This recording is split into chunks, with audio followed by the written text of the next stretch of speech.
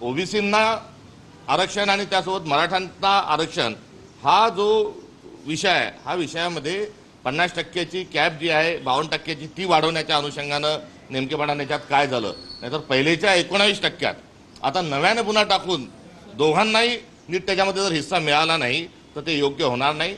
त्यामुळे या एकंदरीत सर्व शासन निर्णयाचा कालपासून जी आम्ही चर्चा ऐकतोय त्याचा योग्य स्वरूपात GR हा निघू द्या। आमची जी भूमिका आहे ती स्पष्ट स्वरूपात मराठ्यांना आरक्षण देण्याची आहेच आहे, मात्र त्यासोबत ओबीसींचं जे एकंदरीत 19 अधिक पुढचे जे आहेत 27%, 32%, 27% या आरक्षणामध्येही देखील वाढ झाली पाहिजे, ही एकंदरीत असणारी काँग्रेस पक्षाची भूमिका आहे। देवेंद्र फडणवीसांनी मागच्या खेपीला काय सांगितलं होतं आणि यावेळेस त्यांची नेमकी भूमिका काय हे स्पष्ट झाल्यावर यावर अधिक बोलणंही उचित राहील। विजूभाऊसाठी प्रश्न आहे। विजूभाऊ, काल जे तुम्ही ओबीसीचे पण नेते आहेत, काल जो निर्णय महाराष्ट्र सरकारने घेतला त्यात ओबीसीचं नुकसान झालं असं तुम्हाला वाटतं का? ओबीसीचं वाट्याचं मराठ्यांना गेलं असं वाटतं का? आणि कालच्या GR बद्दल काय म्हणणं आहे तुमचं? कालचा GR पाहिला, वाचलाय मी, अनेकांशी माझी चर्चा आता सुरू आहे। त्या GRच्या संदर्भातली स्पष्टता आणण्यासाठी आणि त्यावर चर्चा करण्यासाठी विदर्भातील ओबीसी नेत्यांची बैठक आम्ही 6 तारखेला बोलवली आहे आणि उर्वरित महाराष्ट्रातील नेत्यांची बैठक 8 तारखेला मी बोलवलेली आहे। आणि या GR नुसार ओबीसीला काय झळ पोचते, ओबीसीचं काय नुकसान होतं या संदर्भातल्या काही तज्ज्ञ लोकांना सुद्धा त्या बैठकीमध्ये आम्ही पाचारण केलेलं आहे। मुळात मराठा ओबीसी मराठा हा जो काही आरक्षणाचा विषय महाराष्ट्रात सध्या गाजतो आहे, हे आंदोलनं उपोषणं केली जात आहे। यात मुळात ज्या पक्षाची भूमिका आरक्षण विरोधी आहे ते कोणाचं भलं करतील? ज्या पक्षाचा मूळच आरक्षणालाच विरोध आहे आणि हे वारंवार या पक्षांनी आपली भूमिका मांडली आहे। त्यांच्या मातृपक्षांनी सुद्धा ती भूमिका स्पष्टपणे मांडलेली आहे।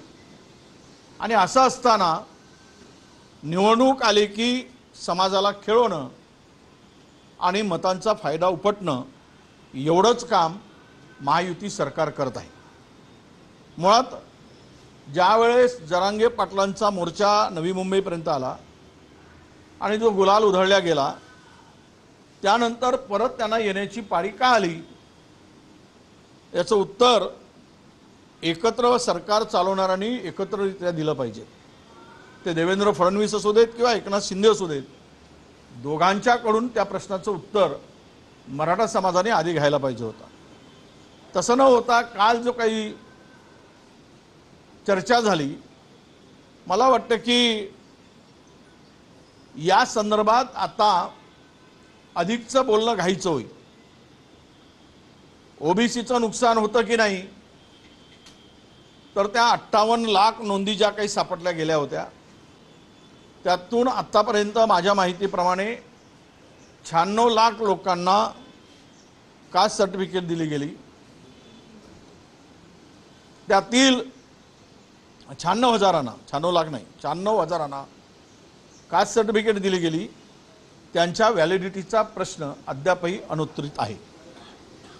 मराठा आणि कुणबी या 2 जाती वेगळ्या आहेत हे सर्वोच्च न्यायालयाने नाही हायकोर्टाने स्पष्ट केलेलं आहे। त्यांच्या आदेशात या दोनही बाबीचा उल्लेख आहे की हे दोनही जाती एक नाहीत, कुणबी किंवा मराठा असं स्पष्टपणे म्हटलेलं आहे। आणि असं असताना सुद्धा जर त्या GR मधून हैदराबाद गॅजेटचा संदर्भ देऊन तो GR काढला असेल, हा GR आहे त्याला कॅबिनेटची आता मंजुरी घेऊन कॅबिनेटच्या पुढे गेल्यानंतर चर्चा होऊन अंतिम मसुदा काय येतो आणि सातारा गॅजेटच्या संदर्भात तर कुठेही असा काही उल्लेख नाही आहे। यामुळे भारतीय जनता पक्षाची भूमिका दोनही समाजाची मतं मिळवण्यासाठी दोघांनाही खेळवत ठेवायचा, दोघांनाही धूर्तपणे फिरवत ठेवायचा आणि आपली पोळी शेकायची, हाच त्या JRचा आत्ता अर्थ निघतो आहे. आणि त्यामुळं ओबीसीचं नुकसान झालं की नाही हे आज मी सांगणार नाही, परंतु ओबीसीच्या वरच हा सगळा काही प्रकार होतो आहे, तो ओबीसी मधूनच मिळवण्यासाठी होतो आहे. त्यामुळे सरकारकडे आमची मागणी आहे की राहुलजींच्या भूमिकेने हे सरकारने थोडासा बुद्धी वापरून, भ्रष्ट झालेली बुद्धी वापरून त्यांनी तो निर्णय घेण्याची आवश्यकता आहे. एक मिनिट, तो भ्रष्ट झालेली बुद्धी यासाठी म्हणतो मी की अनेक राज्यांनी ओबीसीचं आरक्षण वाढवून घेतलं आहे किंवा एकूणच आरक्षणाची कॅपच ओलांडली आहे. त्यामध्ये तेलंगणाने आत्ता सांगितल्याप्रमाणे अध्यक्ष महोदयांनी 42% आरक्षण मिळतो आहे ओबीसीला. 72% आरक्षण तामिळनाडूमध्ये दिलं जात आहे. हे जातनिहाय जनगणना करून ज्यांची जेवढी संख्या बारी तेवढी त्यांची हिस्सेदारी. हे एकदा झाल्याशिवाय महाराष्ट्रामध्ये हे जे काही चाललाय सोंगाड्याचा खेळ हा संपणार नाही. हे प्यादे काही नाचवले जातात हे संपणार नाही. ओबीसीचेही मराठ्यांचेही बनवाबनवी करून त्यांना पद्धतशीरपणे तोंडाला पाणी पुसण्याचं काम सुरू आहे. देणं घेणं काही नाही. काय ओबीसीचं भलं झालं? आज काँग्रेसची सरकार असताना 2014 पर्यंत ओपन टू ऑल ओपन असा JR होता. त्यामध्ये एक गोष्ट क्लिअर होती की आरक्षणातील कॅटेगरीच्या जे आरक्षणामध्ये असलेल्या जमाती आहेत, जाती आहेत, त्यांना ओपनमध्ये सुद्धा संधी होती आणि ती संधी मोदी सरकारने JR काढून घालवली. मध्यंतरी राज्यामध्ये आमचं सरकार आल्यानंतर आम्ही तो JR बदलला. पुन्हा फडणवीसांचं आणि शिंदेंचं सरकार आल्यानंतर तो JR लागू केला. त्या JRचा अर्थ जरा ओबीसी किंवा ओबीसी आणि इतर बांधवांच्या लक्षात आलं पाहिजे. ओबीसी, SC, ST, विजयंती जो काय आमचा समाज आहे की आज तुम्हाला आरक्षणाच्या मर्यादेतच गुंतवून ठेवलेला आहे. 52% आरक्षणामध्ये या राज्यातील SC, ST, OBC, विजयंती हा 80% लोकांना तुम्ही 52% आरक्षण देताय आणि 20% लोकांसाठी 48% आरक्षण ठेवलेलं आहे हा JR मुळे. त्यामुळे शासकीय नोकऱ्यामध्ये 20% लोकांना 48%चा वाटा मिळतो आहे. हे काही आमच्या म्हणजे ज्या लोकांचा या संदर्भातली काही चळवळ आहे त्यांना ही बाब मला त्यांच्या लक्षात आणून द्यायची आहे आणि माझ्या ओबीसी बांधवांच्याही लक्षात आणून द्यायचे. त्यामुळे कुठला फायदा झाला, काय फायदा होतोय ओबीसीचा किंवा SCचा, STचा, या समूहाला गाडण्याचं काम महाराष्ट्रात सुरू आहे. याला खड्ड्यात घालण्याचं काम महाराष्ट्रात सुरू आहे. आणि नव्यानं हे जे काही JR काढून त्यामधून काय साध्य होतं किंवा मी मारल्यासारखं करतो तू रडल्यासारखं कर, मी तुला गुदगुल्या लावतो तू हसल्यासारखं कर, असा यातला प्रकार आहे का हे आज सांगणं अत्यंत घाईचं होईल. त्यामुळे त्या संदर्भातली आमची भूमिका मी आमच्या ओबीसी अनेक तज्ज्ञांशी चर्चा करून बैठक लावणार आहे. 8 तारखेला मुंबईत बैठक आहे, विदर्भातील नेत्यांची 6 तारखेला बैठक आहे आणि या 2 बैठकीमध्ये चर्चा झाल्यानंतर शेवटच्या निष्कर्षापर्यंत आम्ही जाऊ. सोमवारी ओबीसी जे नेते आहेत ते JR बाबत जी हरकत घेण्याची याचिका कोर्टात दाखल करणार आहे. असं आहे की याचिका दाखल करायला भरपूर वेळ आहे.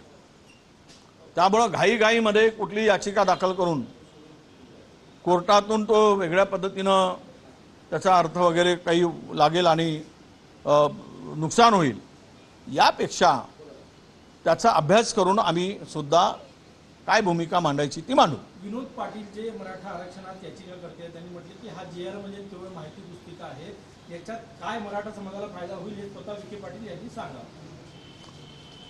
असा ही भूमिका विखे पाटलांची आहे का? बघा, शिंदे समिती नेमून 2 वर्ष झालं. मला वाटते 23 मार्च किंवा 22 मार्च 2023 शिंदे समिती नेमली गेली.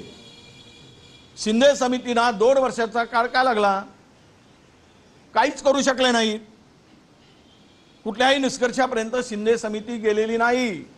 याचाच अर्थ मराठ्यांची फसवणूक होते आहे हे मराठा समाजाच्या लक्षात यायला पाहिजे. पण ते आले नाही. राहिलाय अनेकांचं मत असं आहे की दोनही बाजूंना आता प्रतिक्रिया येत आहेत की या JRमुळे मराठ्याला काही मिळणार नाही. पण OBC समाजांची भावना अशी आहे की या JRमुळे OBCचं प्रचंड नुकसान होणार आहे. जरांगे पाटलांनी विजयाचा गुलाम जरी लावला असला तरी नातेसंबंधावरून एक संभ्रम जो आहे तो OBC समाजात निर्माण झाला आहे. आणि OBC महासंघाने आपली भूमिका मांडताना म्हणलेली आहे की मराठा समाजाला यामधून काहीच मिळालं नाही. तर हे दोन वेगवेगळ्या आणि OBCचं नुकसान झालं नाही असं झालं नाही असंही म्हणून. नाही, असं आहे की त्या OBC महासंघाचे राष्ट्रीय संघाचे अध्यक्ष तज्ज्ञ आहेत, हुशार आहेत आणि सध्या त्यांची भूमिका ही उत्तम आहे असं मी मानतो. म्हणजे दोनही बाजूनं बॅलन्स करणारी आहे, सरकारलाही आणि OBCलाही.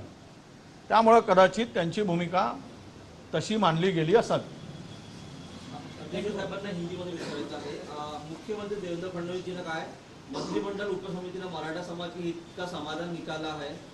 हैदराबाद गजट लागू करने की पहले से हमारी तैयारी थी, लेकिन मनोज जरांगे पाटिल की सरसकट मांग में कानूनी अड़चनें थी. हैदराबाद गैजेट का उल्लेख कर रहे हैं, तो हैदराबाद का जो गैजेट है तो हैदराबाद की सरकार ने अर्थात तेलंगाना के सरकार ने OBC के लिए 42% आरक्षण की घोषणा अपने राज्य में वहाँ की है. इसलिए हैदराबाद गैजेट का जब उल्लेख महाराष्ट्र के मुख्यमंत्री कर रहे हैं तो क्या वो तेलंगाना सरकार का जो रुख है और उन्होंने जो जाति न्याय जनगणना की उसकी हिमायत सिफारिश करके उस तरीके से वो कोई फैसला लेने वाले हैं, या हमेशा से जो एक उनका जुमलेबाज जो स्वभाव है उसी को लेकर वो आगे जाने वाले हैं? ये एक शक उनके हर कदम से पैदा होता है. चलो, थँक्यू.